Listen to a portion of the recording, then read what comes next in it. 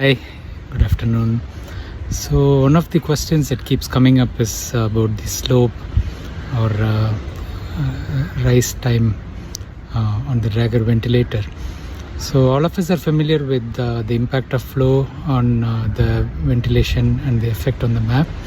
So obviously when we have a faster flow, the PIP is reached quicker and that results in a square wave. And when the flow is little low, you can cause a sine wave where the PIP is reached a little slower. So this is in pressure limited ventilation. What we have as slope or rise time is simply another way to represent this flow.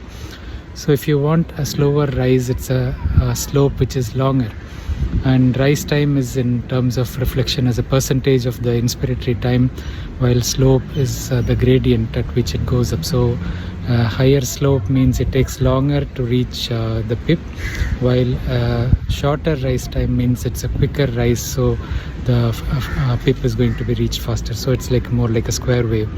So just to make it simpler, if you use a high flow, you get a square wave, and the same effect is achieved if you have a quick rise time. So the rise time is reflected as a percentage of the inspiratory time.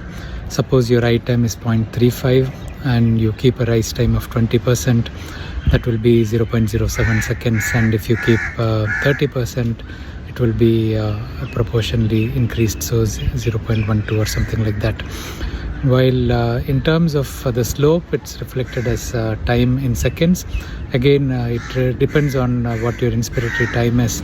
Suppose you keep a slope of 0.08 for a 0.35 high time, it's roughly 20% again. So you don't aim to achieve a very quick rise, so the square wave is not healthy for the lung, and a relatively gentler slope of 20 to 30% rise time or 0.1 to 0.12 slope is reasonable in most newborns with RDS. Where your inspiratory time is higher, obviously the percentage wise slope will increase proportions like 0.15 or even more.